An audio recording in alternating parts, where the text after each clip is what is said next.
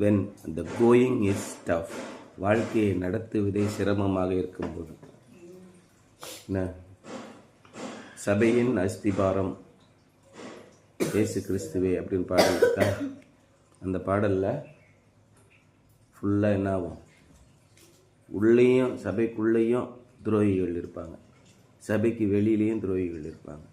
இப்படிப்பட்ட சூழ்நிலையில் நீங்கள் எப்படி வாழணும்? எதற்கு பவுல் இவ்வளோ பிரயாசப்படுகிறார் அப்படின்னு அதில் போட்டிருக்கு. இன்னைக்கு படித்ததில் பற்றிய நம்முடைய வாழ்வின் நோக்கம் என்னென்னா, எந்த மனுஷனையும் கிறிஸ்து இயேசுவுக்குள் தேறினவனாக நிறுத்தும்படியே, அதற்கு தான் அதான் நோக்கம்.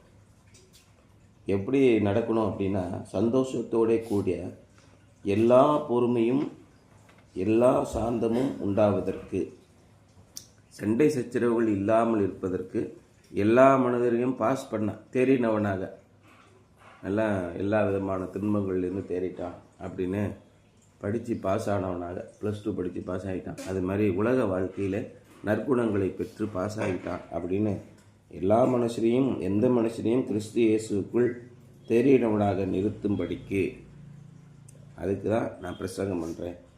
அதற்காக நான் எனக்குள்ளே வல்லமையாய் கிரியை நடப்பிக்கிற அவருடைய பலத்தின்படியே போராடி பிரயாசப்படுகிறேன். நம்ம இப்போ கலந்து டிஸ்கஷன் பண்ணுறதுல நோக்கம் என்ன?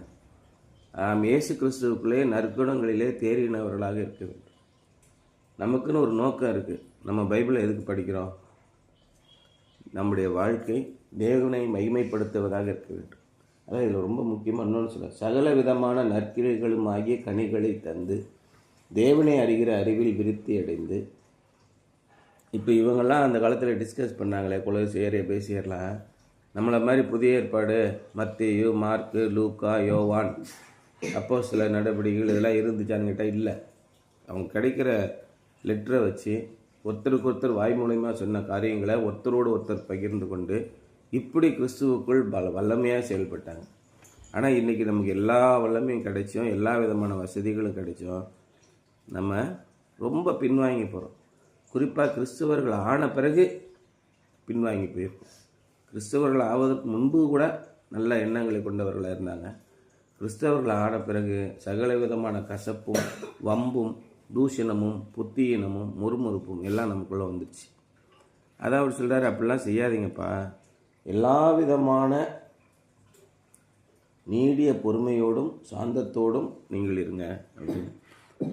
அப்போ when the going is tough, வாழ்க்கையில் நமக்கு நடக்குது இப்படி ரொம்ப கஷ்டமாக இருக்குது அப்படின்னா என்ன செய்யுது? The word afflicted means suffering in difficult circumstances.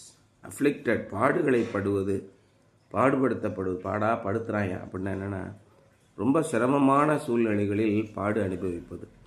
The phrase in trouble is a good translation. அப்போ ட்ரபுள் அப்படின்னா என்ன? பிரச்சனைகளிலே இருக்கணும், தொந்தரவு இல்லை. ட்ரபுள்னு என்ன? பாடுகள். நொம்பளம்னு சொல்கிறாங்க தமிழில், எங்கிட்டு போனாலும் நொம்பளமாக இருக்கியா அப்படின்னு.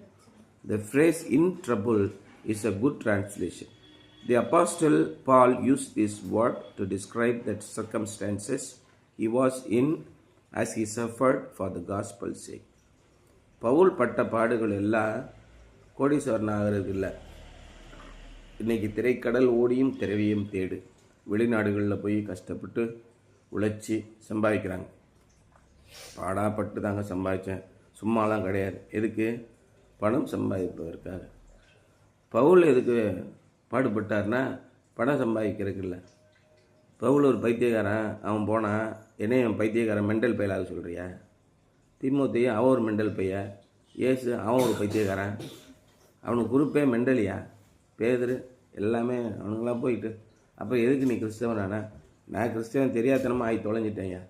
இப்படி தான் நிறைய பேரோட எண்ணம். நீங்கள் எதற்கு தெரிந்து கொள்ளப்பட்டீர்களோ அதை விட்டு விட்டு மற்ற உலக பிரகாரமான அத்தனை வேலைகளையும் செய்கிறோம். பணம் சம்பாதிப்பதற்காக அடுத்தவனுக்கு எடுக்கிறது. எங்கே என் வீட்டுக்கு வந்தால் இவன் 2 வேளை சோத்தை தின்னுபிடுவானோ அப்படின்னு சொல்லிட்டு என்ன பண்ணுறது? வீட்டுக்குள்ளே எவனே விடக்கூடாது. பவுல் என்ன சொல்கிறாரு? அந்நியரை உபசரிக்க நாடுங்கள். ஒரு நாயையும் வீட்டுக்குள்ளே விடுறது கிடையாது, எவன்கிட்டையும் அன்பாக பேசுகிறது கிடையாது. எவனா வந்தால் கெடுத்து குட்டி சொல்லுவானா பயப்படுறது. பணம் மட்டும்தான் நம்முடைய வாழ்வின் நோக்கம். உங்களுடைய வாழ்வின் நோக்கம் தேவனை மகிமைப்படுத்துவதாக இருக்க வேண்டும் என்று வேதாகமம் போதிக்குது. நம்ம என்ன பண்ணுறோம்? என்னென்ன அசுத்தமான எண்ணங்கள் இருக்கோ, பொறுமை கிடையாது, நீடிய சாந்தம் கிடையாது, அன்பு கிடையாது, ஜெபம் கிடையாது, ஞானம் கிடையாது, ஆவிக்குரிய விவேகம் கிடையாது. அதனால அவர் என்ன சொல்கிறாரு? நாங்கள் அதை கேட்ட நாள் முதல் உங்களுக்காக இடைவிடாமல் ஜெபம் பண்ணுகிறோம். நீங்கள் எல்லா ஞானத்தோடும் ஆவிக்குரிய விவேகத்தோடும் அவருடைய சித்தத்தை அறிகிற அறிவினாலே நிரப்பப்படும். இயேசு கிறிஸ்துவின் சித்தம் இன்னதென்று அறிந்து அதிலே வாழ்க்கையை நடத்துவோம் அப்படின்னா, அதெல்லாம் படிக்காதான் வைப்பான் பாரு கிராமத்தில், அவன்கிட்ட போய் சொல்லு. நாங்கள்லாம் படித்து மெட்ரோபாலிட்டன் சிட்டியில் காஸ்மோபாலிட்டன் லைஃப் நாங்கள் வாழ்ந்துட்டோம். காஸ்மோபாலிட்டன் லைஃப்னா என்ன? நியூயார்க் இது மாதிரி காஸ்மோபாலிட்டன், மெட்ரோபாலிட்டன் அடுத்தது காஸ்மோபாலிட்டன். ஆமாம், ஹை லெவல் ஜட்டி அளவுக்கு ட்ரெஸ்ஸை போட்டுட்டு போகிற வர விளையாடலாம் மேய்ஞ்சிக்கிட்டு இருந்தால் அது காஸ்மோபாலிட்டன் லைஃப். அதை நம்ம இந்த மாதிரி ஓப்பனாக சொல்லக்கூடாது, அதை டீசெண்டாக சொல்லணும். எல்லாரோடையும் நம்ம பழகலாம். எனக்கு தனிப்பட்ட சுதந்திரம் உண்டு, என்னுடைய சுதந்திரத்தில் நீ தலையிடாத. ஒருத்தர் அசுத்தமான வாழ்க்கைக்கு போனால், oh yes it is good, you are keeping your life அப்படி சொல்லணும். அப்படி சொன்னால் தட் இஸ் காஸ்மோபாலிட்டன் லைஃப். நீ ஒழுக்கமாயிரு என்று சொன்னால் அது கிராமத்து பாஷை. அந்த மாதிரி மெண்டல் தனமாக பேசிகிட்டு இருக்காது. இங்கெல்லாம் அப்படி கிடையாது. இங்கே யார் வேணால் எப்படி இருக்கலாம், அவுத்து போட்டு கூட போகலாம். That is cosmopolitan life. யார் வேணால் யாரோட வேணால் அசுத்தங்களை செய்யலாம். That is cosmopolitan life. இன்றைக்கி கிறிஸ்தவர்கள் have become cosmopolitans, high level culture. இதுதான் சோதம் குமாரால் நீ என்ன காஸ்மோபாலிட்டனை கிழிச்ச, சோதம் குமாரில் அதை தாண்டி காஸ்மோபாலிட்டன் லைஃப் தே லிவ்ட். இதுதான் இப்போ உலகத்தில் போயிட்டுருக்கு. அப்போ தேவனுடைய சித்தத்தின்படி நீ செய்கிறியா அப்படின்னு கேட்டால், தேவனுடைய சித்தம்தான், அது என்னத்தை செய்யுது? தேவனுடைய சித்தம் செய்யப்படும் அளவுக்கு உன்னை புடமிடும். உனக்கு ஒரு காலேஜில் சீட்டு கிடைக்கணுமா, அது தேவனுடைய சித்தத்தின்படியும் கிடைக்கலாம். தேவனுடைய சித்தமாவது குத்தமாவது போய் அங்கிட்டு 2 லட்ச ரூபா பணம் கொடுத்தா கிடைக்குது. இல்லை, தேவனுடைய சித்தத்தின்படி கிழிப்பாராம். எப்படி? ஏதாவது அறிவுள்ள மாதிரி பேசணும். சும்மா மெண்டல் தனமாக இல்லாததை பற்றி என்னத்தையாவது அப்படியே கற்பனையிலே வாழக்கூடாது. இயேசு கிறிஸ்து என்னை காப்பாற்றி விடுவார். அப்படியே என்னையா நீங்கள் ஒரு அறிவு இல்லை, ஞானம்லாம் உங்களுக்கு இல்லையா, படிக்கிறீங்கல்ல அப்படின்னு உலக மக்கள் கேட்குறேன். அதான் நான் நேற்று முந்தின நாள் படித்தோம். நடக்காத காரியம் இருக்குல்ல, அதில் லாஜிக்கே இல்லாமல் நம்புறது தான் விசுவாசம். அப்படியே காட்டில் உட்காந்து கனவு காணு போ, நீ முனிவர் ஆகிடு. இமயமலையில் போய் இப்படியே உட்காந்துட்டே இரு, அப்போ தான் உனக்கு கரெக்டாக இருக்கும். இந்த உலகத்துக்கு நீ ஏற்றவில்லை அப்படி சொல்லுவாங்க. அப்போ உலக வாழ்க்கையில் நம்ம வாழணுமா வாழக்கூடாதா? இயேசு கிறிஸ்து என்ன சொல்கிறார்? நீங்கள் உலக வாழ்க்கையில் சகல விதமான ஐஸ்வர்யங்களையும் பெற்று அவருடைய பிள்ளைகளாக அவருக்கு சாட்சிகளாக வாழ வேண்டும் என்பதுதான் ஆண்டவருடைய விருப்பம். இதில் குறுக்க நிறைய பேர் கட்டையாக போடுவான். ஏன் சார் நீங்கள் இப்படி இருக்கிறீங்க, நீங்கள் இது மாதிரி செய்யலாமே, நாங்களாம் பாருங்கள் இப்படி செஞ்சுருக்கோம், நல்லா இருக்கே அப்படின்னு சொல்லுவான். அது ஆண்டவருக்கு சித்தமா? ஆண்டவருக்கு சித்தமா அப்படின்னா என்ன சார் புதுசாக சொல்கிறீங்க அப்படி கேட்பான். பணம் கொடுத்துட்டோம்னா நம்ம சீட்டு வாங்கிடலாங்க, கொஞ்சம் கஷ்டப்பட்டு ஒரு பணத்துக்குன்னு சேர்த்து வச்சுக்கோங்க. என் தங்கச்சி ஒரு நாள் என்கிட்ட சொன்னான், எல்லோரும் சொல்கிறாங்க புத்தியாக பொழைச்சிக்க சொன்னாங்க, அதனால் ஒரு 10 பவுன் நகையை அனுப்பி வை, நான் இன்னையிலேருந்து புத்தியாக பொழைச்சிக்கிறேன் அப்படின்னு. சரி, என்கிட்ட 2 பேர் சொன்னாங்க, நீங்களும் புத்தியாக பொழைச்சிக்கோங்க சார், உங்கள் தங்கச்சிட்டேருந்து 20 பவுன் வாங்குங்க அப்படி சொன்னால் நான் போய் வாங்க முடியுமா? இது உலகத்தில் இருக்கிற மக்கள் என்ன சொல்லுவாங்க, பண ஆசை, பணம் ஒன்று தான் அவர்களுடைய முக்கியமான நோக்கமாக இருக்கும். நமக்கு ஒன்று சொல்லுவான், நீ அது மாதிரி பார்த்து கரெக்டாக இது பண்ணிக்கோங்க. தேவனுடைய சித்தம் என்னமாக இருக்கும்? போய் சாவு, நல்லா அடி வாங்கி சாவு. யோசேப்பு எப்படி அடித்தாங்க?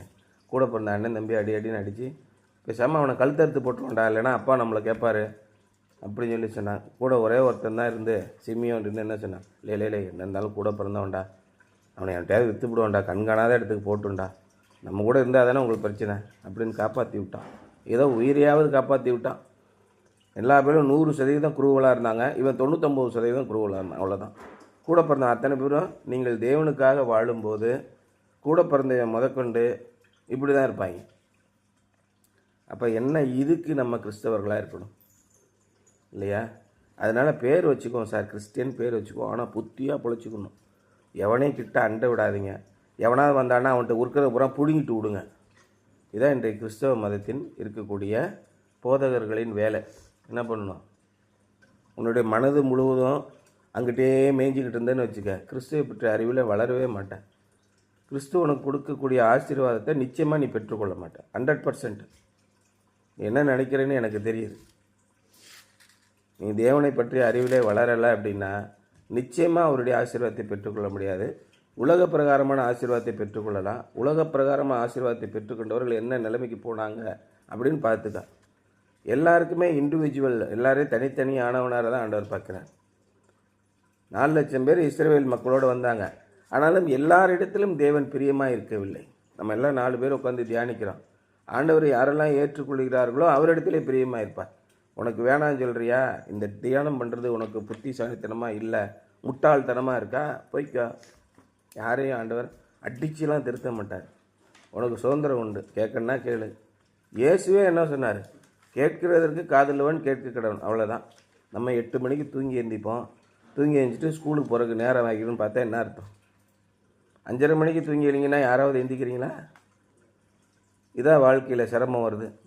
அப்போ சிரமம் வரும்போது மட்டும் போய் கோயிலில் போய் ஒரு மெழுகுபத்தி வச்சு ஒரு ஜெபம் பண்ணிட்டு வந்தால் போதும். நீ நல்லா இருக்கும்போதே உனக்கு சொன்னேன், ஆனால் நீ கேட்க மாட்டோம் என்றாய். இதுவும் பைபிளில் போட்டு. நீங்கள் நல்லா இருக்கும்போது ஆண்டவரை போய் துதித்து வந்தான்னா, ஆண்டவரத்தில் முழங்கால் போட்டு கண்ணீரோடு ஜெபித்து அவரோட ஒப்புரவாகினா என்ன? கிடையாது. பார்த்துக்குங்க. இதுதான் மனிதனுடைய இயல்பான குணம். அது ஆண்டவருக்கும் தெரியும். The Apostle Paul used this word to describe the circumstances he was in as he suffered for the gospel's sake. Pavul சுவிசேஷத்துக்காக தான் கஷ்டப்பட்டாரே ஒழிய சொத்து சம்பாதிக்கணும், தன்னுடைய பிள்ளைகளுக்கு 50 கோடி சேர்த்து வைக்கணும், இப்படியெல்லாம் கஷ்டப்படலை.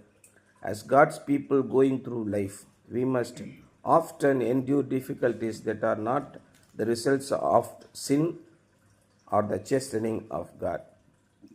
நம்ம கிறிஸ்தவ வாழ்க்கை வாழ வேண்டும் என்று முடிவு செய்து கிறிஸ்தவ வாழ்க்கை வாழும்போது நம்முடைய பாவத்தின் விளைவாக இல்லாமல் அல்லது தேவன் நம்மளை சிட்சித்து நடத்துவதாக இல்லாமல் இப்படிலாம் இல்லாத கஷ்டங்களை கூட நம்ம அனுபவிக்கணும். என்ன பண்ணுறது? நான் செஞ்ச பாவம் எனக்கு இப்படி இருக்குது அப்படின்லாம் இல்லாமல், நம்முடைய பாவத்தின் விளைவாக இல்லாமல் ஆண்டவர் சிறு சிறு துன்பங்களை நம்ம கொடுப்பார். அதனால் அவை நல்லதாக நடத்துறதுக்கு தான் நம்மளை கொடுப்பார். அப்படியும் இல்லாமல் வேணும்னே என்கிட்ட சரசம் ஆடுறதுக்கே உங்கள் அப்பா ஆத்தான் பெற்று விட்டாளாடா அப்படின்னு கேட்பான்ல. வேணும்னே பிரச்சனை உருவாக்குறதுக்குன்னே சில பேரை சாத்தான் வைக்கிறான். அப்படியும் நீங்கள் கஷ்டப்படுவீர்கள். நான் பாட்டு நேர்மையான லைஃப், யாருக்குமே எந்த பிரச்சனையெல்லாம் போய்கிட்டு இருக்கேன், இருந்தாலும் அவனை துன்பப்படுத்த வேண்டும் என்று சில காரியங்கள் நடக்கும். What should we do when we find ourselves in such a trying circumstances? இது மாதிரியான சூழ்நிலைகளிலே நீங்கள் இருக்கும்போது நீங்கள் என்ன செய்யணும்? We must not grumble and criticize the saints who are having an easier time of it, nor should we blame the Lord. மற்றவங்கெல்லாம் சாமியை கும்பிட்டாங்க, நல்லா இருக்காங்க, கோயிலுக்கு போகிறாங்க, நல்லா இருக்காங்க. ஆண்டவர் எனக்கு மட்டும் இப்படி பண்ணுறாரு. நான் என்ன பண்ணேன்? நான் இப்போ கெஞ்சிறேன், அவருடைய இரக்கத்துக்காக கெஞ்சிறேன். என்னை பற்றி ஒன்றுமே கண்டுக்க மாட்டேங்கிறாரு. என்ன தான் பண்ணுறது? எவ்வளோ கஷ்டத்தை தான் நான் அனுபவிக்கிறது? நான் சாமியை கும்பிடாமல் இருந்தேனா மற்றவங்கள மாதிரி? நான் முழு மனதோடு ஆண்டவரை தேடினேன். ஆனாலும் ஆண்டவர் என்னுடைய ஜெபத்தை கேட்க மாட்டேங்கிறாரு, எனக்கு கஷ்டம் போக மாட்டேங்குது. இப்படியெல்லாம் நினைக்கிறீங்களா? அந்த மாதிரி செய்யாதீங்க, அந்த மாதிரி முறுமுறுக்காதீங்க. Prayer can remove affliction if that is God's will. உங்களுடைய பாடுகளை அகலச் செய்ய வேண்டும் என்பது தேவனுடைய விருப்பமானால் அவர் செய்வார். எல்லா பாடுகளிலும் நிச்சயமாக உங்களுடைய ஜெபத்தை கேட்கிறார். அதனால் நீங்கள் தொடர்ந்து இடைவிடாமல் ஜெபம் பண்ணுங்கள். ஆண்டவரோடு கம்யூனிகேஷன் இருந்துக்கிட்டே இருக்கணும். இடைவிடாமல் ஜெபம் பண்ணுன்னா இன்றைக்கி என்னாச்சு? சோழி முடிஞ்சு போச்சு. ஆமாம், காலையில் சாயங்காலம் ஆரம்பித்தாங்கன்னா காலையில் வரைக்கும் முழு இரவு ஜெபம் பண்ணிவிட்டு காலையில் பூரா தூங்க வேண்டியது, வேலைக்கு போகாமல் வெட்டிக்கு போகாமல். இதே மாதிரி நிறைய பேர் செய்யலாம். இடைவிடாத ஜெபம்னா அப்படி இல்லையா? நீ நிற்கும் போதும் உட்காரும் போதும் நடக்கும்போதும் எல்லா நேரத்திலையும் ஆண்டவருடைய வசனத்தை தியானித்து கொண்டு அவரோடு பேசி கொண்டிரு. இதான் இடைவிடாமல் ஜெபம் பண்ணுறதுன்னு. உடனே அதுக்கு இவன் டைம் ஒதுக்கிடுவான். 24 மணி நேரம் இடைவிடாத தொடர் ஜெபம். ஆபா ஜெய் ஜெய பா காபா ஜெய் ஜெய பகவே ஜெய் ஜெய பேருன்னு கத்திகிட்டே கிடக்கும். இதெல்லாம் ஜெபமா? ரொம்ப யோசனை பண்ணுங்கள். வாழ்க்கையில் நீங்கள் வாழ்ந்து நடக்கும்போது கொஞ்ச நாள் உங்களோட நாங்கள் நடந்து வருவோம். அதுக்கப்புறம் எல்லோரும் தனிப்பட்ட வாழ்க்கைக்கு போய்வீங்க. உங்கள் இஷ்டப்படி எல்லாத்தையும் செய்யலாம். உங்கள் கண்களின் காட்சிகளிலும் உங்கள் இருதயத்தினிலும் நீங்கள் நடக்கலாம். கடைசியில் அடி வாங்கிட்டு வரும்போது தெரிஞ்சுக்குவீங்க, But prayer can also give us the grace we need to endure troubles and use them to accomplish God's perfect will. நீங்கள் எதை செய்தாலும் தேவனுடைய மகிமைக்கென்றே செய்வீங்கள். தேவனுடைய கச்சிதமான சித்தம் என்னவோ அதை செய்து முடிப்பதற்கு நமக்கு என்ன ஆகுது? ஜெபம் உதவியாக இருக்கிறது. எவ்வளவு பாடுகள் வந்தாலும் அவருடைய சித்தத்திலிருந்து வழிவிலகி போகாதபடிக்கு செய்யக்கூடிய கிருபை அவரிடத்தில் இருக்கிறது. God can transform troubles into triumphs. தேவனாலே பாடுகளை வெற்றிகளாக மாற்ற முடியும். He giveth more grace. பாடுகளினூடே அவர் தப்பிப்போவதற்கான கிருபையும் அளிக்கிறார். Paul prayed that God might change his circumstances, but instead God gave Paul the grace needed to turn his weakness into strength. எனக்குள்ளே ஒரு முள் தைத்து கொண்டே இருக்கிறது, அதை என்னை விட்டு அகல வேண்டும் என்று நான் அநேகம் தரம் ஜெபித்தேன். ஆனால் அவர் என்ன சொல்கிறார்? என் கிருபை உனக்கு போதும். அப்படி பலவீனத்திலே என்னுடைய கிருபை பலமாக உனக்கு விளங்கும். தைரியமாக இருப்போ, அது உனக்கு தேவை. அந்த இடத்துல இருந்தால் தான் கரெக்டாக இருக்கும். பெரிய குதிரை நல்லா ஓடும், வெற்றி பெறும். அதுக்கு அடிவாளம் இருந்தால் தான். ஏங்க நான் தான் நல்லா ஓடிக்கிட்டு இருக்கேன், நல்லா எல்லாரையும் விட ஜெயித்து வெற்றிகரமாக ஓடிக்கிட்டு இருக்கேன். அப்புறம் எதுக்கு இந்த கடிவாளத்தெல்லாம் இதெல்லாம் எடுத்து விட்டிங்கன்னா நான் இன்னும் சுதந்திரமாக ஓடுவேனே. ஓடுவேன், எனக்கு தெரியும், போ, இதோட எனக்கு கிருபை போதும் அப்படின்னு சொல்லி சொல்கிறார். Yet the Father gave him the strength he needed to go to the cross and die for our sins. Our Lord prayed in Gethsemane that the cup may be removed. இயேசு கிறிஸ்து என்ன பண்ணார்? ஜெபித்தார். எப்படி ஜெபித்தார்? அவருடைய வேர்வையே ரத்தமாக வந்துச்சு. அந்த அளவுக்கு கடுமையாக போராடி ஜெபித்தார். அவர் மனித ரூபமாக இருந்தார், தேவனாக இருந்தார். மனித ரூபத்தில் அவர் பாடுகளை அனுபவிக்கப் போகிறார். எவ்வளவோ தேவனிடத்தில் கெஞ்சுகிறார். ஒருவேளை பலவிதமான சொல்யூஷன் இருக்குங்க. உங்களுக்கு எந்த ஆப்ஷன் வேணுமோ அந்த ஆப்ஷன் எடுத்துக்கங்க. நீங்கள் எக்ஸாமினேஷன்லாம் என்ன கொடுக்குறேன்? ஆப்ஷன் கொடுக்குறானா? இந்த ஆப்ஷன் இல்லை இந்த ஆப்ஷன் எதுக்கு வேணால் நீங்கள் பதில் அடிச்சுக்கலாம். அது மாதிரி நேராக நான் வந்து சிலுவையில் பாடாப்பட்டு உரிச்சு எடுத்து என்னை போட்டு கொலையாக கொண்டு தான் இந்த மாதிரி பண்ணணுமா? வேறு ஏதாவது வழி இருந்தால் சொல்லுங்கள். அப்படியே பேசிக்கிட்டே இருக்கும்போது பின்னாடி ஒருத்தன் டக்குன்னு கத்தி எடுத்து கழுத்தை வெட்டுற மாதிரி ஒரு இது வைங்க. நான் அந்த ரத்தத்தை சிந்தி பாடாப்பட்டுக்கிறேன். இல்லைன்னா என்னை எங்களோட ஆட்கள்லாம் சேர்ந்து கௌரவமாக கொண்டு போய் சிலுவைக்கிட்ட நிப்பாட்டணும். தூக்கி அப்படி வச்சு சிலுவையில் தொங்கவிட்டு டக்குன்னு ஒருத்தன் வந்து வெட்டுற மாதிரி கொடுத்துருங்க. சிலுவையிலே ரத்தத்தை நான் தொங்கி அப்படியே ரத்தத்தை விட்டு செத்துடுறேன். இது மாதிரி இந்த வேறு மாதிரி ஏதாவது ஆல்டர்னேட்டிவ் இருந்தால் கொடுங்க. ஏசு ஜெபிக்கிறார். Yet the Father gave him the strength he needed to go to the cross and die for him. ஆனால் பாடாப்பட்டு அணுவாக சித்திரவதைப்பட்டு சாகணும். அப்போ தான் பாவத்திற்கான விமோச்சனம் கிடைக்கும். அப்படி போய் சாவதற்கான பலத்தை தேவன் கொடுத்தார். இன்றைக்கி உலகம் முழுவதும் இயேசு கிறிஸ்து மிகப்பெரிய வெற்றியாளராக, அவரை தேடுகிறவர்கள் அத்தனை பேருக்கும் வெற்றி கொடுக்கிறவரை இருக்கிறது. காரணம் என்னென்னா, நீங்கள் என்ன பாடுபட்டாலும், உங்களுடைய துன்பங்கள் எவ்வளவு மோசமானதாக இருந்தாலும், தேவனிடத்தில் இயேசு கிறிஸ்துவனிடத்தில் வழியாக எப்படி நமக்கு வெற்றி கிடைக்கிறது? நிறைய பேர் ஜெபிக்கும்போது ஏசப்பா ஏசப்பா நீங்கள் எங்களை பார்த்துக்கோங்க, ஏசப்பா ஏசப்பா ஓசப்பா ஏசப்பா ஓசப்பா இப்படியே ஜெபம்ன்றாங்க.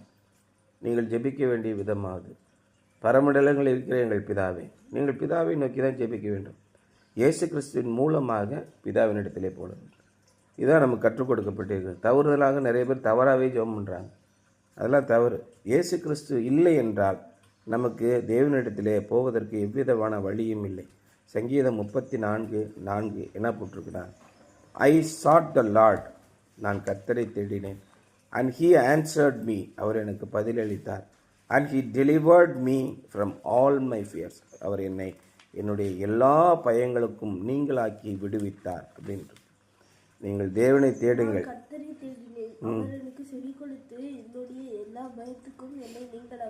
ஆமாம், நீங்கள் தேவனை தேடுகிற அறிவிலே வளர்ந்தால் வெற்றிகரமானவர்களாக இருப்பீர்கள்.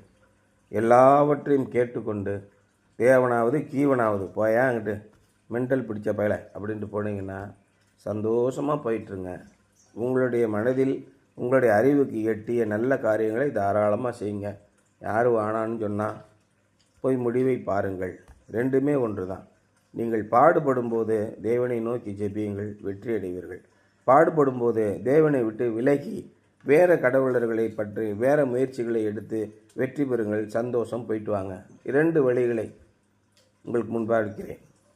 நானும் என் வீட்டாருமோ வென்றால் கர்த்தரையே சேவிப்போம். நீயும் சேவிப்பாயா? நீயும் சேவிப்பாயா? உன்னுடைய விருப்பம். கட்டாயம் இங்கே நிற்பவர்கள் அனைவரும் மாறியதையாக இயேசு கிறிஸ்துவை கும்பிடும்படி கேட்டுக்கொள்கிறேன். விதிகளை மீறுபவர்கள் ஜெயிலில் போடப்படுவார்கள். இந்த ஆணையெல்லாம் கிடையாதுங்க. அதனால் உங்கள் விருப்பமானதை செய்யுங்க. இஃப் யூ ஹாவ் ட்ரையல்ஸ், உங்களுக்கு சோதனைகள் வந்தால், ask God to show if your difficulties are a result of sin or if they are solely from God. தேவனிடத்தில் போய் நீங்கள் கேட்கலாம். ஆண்டவர் உங்கள் ஒவ்வொருவரோடும் பேசுகிறவராக இருக்கிறார். ஊமையான தெய்வங்களை நாம் கும்பிடவில்லை. அவைகளுக்கு கண்கள் இருந்தும் காணாது, அவைகளுக்கு செவிகள் இருந்தும் கேளாது, அவைகளுக்கு மூக்கு இருந்தும் நுகராது. இது போட்டிருக்கு. நாம் அப்படிப்பட்ட தேவனை கும்பிடவில்லை. உங்களுக்கு எதாவது கஷ்டம் வாழ்க்கையில் வருது, அப்போ கேளுங்க. எதுக்கு இது மாதிரிலாம் கஷ்டத்தை கொடுக்குறீங்க சாமி? என்ன விஷயம்? நான் செஞ்ச பாவம் என்ன பாவம்னு சொல்லுங்கள். நான் இடத்துல அறிக்கை செய்கிறேன். என்னத்துக்காக என்னுடைய வாழ்க்கையில் இப்படி நடக்குது? ஆண்டவர்கிட்ட பேசிக்கிட்டே போங்க, போயிட்டே இருங்க. நான் நாள்தோறும் என் துக்கத்தோடு தெரிய வேண்டும் அப்படின்னு தாவீது ராஜா சொல்கிறான். அப்படின்னா என்ன அர்த்தம்? நாள்தோறும் ஆண்டவர்கிட்ட பேசிக்கிட்டே இருக்காங்க. எனக்கு இவ்வளோ தூரம் பாடாப்படுத்துறீங்களே, நான் எங்கே உங்களுக்கு சிரிக்க முடியல, சந்தோஷமாக இருக்க முடியல, அவ்வளோ தூரம் கஷ்டமாக இருக்குது, நீங்கள் எனக்கு விடுதலை கொடுங்க, எதுக்கு நான் இப்படி பாடாப்படுறேன்? ஜெபம் பண்ணிக்கிட்டே போகிறான். அதான் நாள்தோறும் துக்கத்தோடே திரிகிறார். அவர்கள் நாய்களைப் போல ஊளையிட்டு ஊரை சுற்றி திரிகிறார்கள். துன்மார்க்கர் எப்படி இருக்கிறாங்க? எல்லாரையும் கேவலப்படுத்திட்டு சந்தோஷமாக இருக்காங்களாம். கூடி நாய்கள் எப்படி இருக்கும்? 10 நாய் சேர்ந்துட்டு சுற்றும். ஆமாம், அவங்க கூடி நாய்களைப் போல ஊளையிட்டு ஊரை சுற்றி தான் திரிவாங்க. இயேசு கிறிஸ்துவை யாரெல்லாம் பின்பற்றுகிறாரோ அவர்களை பார்த்து கேவலமாக ஊளையிடுவார்கள். நான் ஏன் நாள்தோறும் துக்கத்தோடு தெரிய வேண்டும்? அப்போ ஆண்டவர்கிட்ட போய் கேளுங்க. ஆண்டவர் உங்களுக்கு சொல்வார், எப்பா இது இன்னென்ன காரணத்தெல்லாம் நடக்குது, நீ தைரியமாறு, நீ நாள்தோறும் கர்த்தரை பற்றும் பயத்தோடு இரு, நிச்சயமாகவே முடிவு உண்டு, உன் நம்பிக்கை வீண் போகாது. ஆண்டவர் உங்களுக்கு சொல்வார். இது ஒரு இனிமையான வாழ்க்கையாக இருக்கும். உங்களுடைய வாழ்க்கையிலே மிக ரம்மியமான ஒரு காலமாக இருக்கும். என்ன சொல்கிறாரு? Any sin of course should be confess to God. தேவன் அப்படி காண்பிக்கிற நேரத்தில் இதனால தான்ப்பா இதெல்லாம் நடணும். உடனே ஆண்டவர்கிட்ட போய் தலகுப்புற விழுந்து மன்னிப்பு கேளுங்க. ஆண்டவரே, நான் செய்தது பாவம், என்னை மன்னித்துக் கொள்ளுங்கள். எந்த இடத்துல தேவன் உங்களை திருத்த விரும்புகிறாரோ உடனே திருந்துங்கள். தேவன் உங்களிடத்திலே அன்புள்ளவராயிருப்பார். ஆகவே நீங்கள் பாடுகளை அனுபவிக்கும் போது ஜெபியுங்கள். இதான் இன்றைய சிந்தனையும் விடையும். சரியா?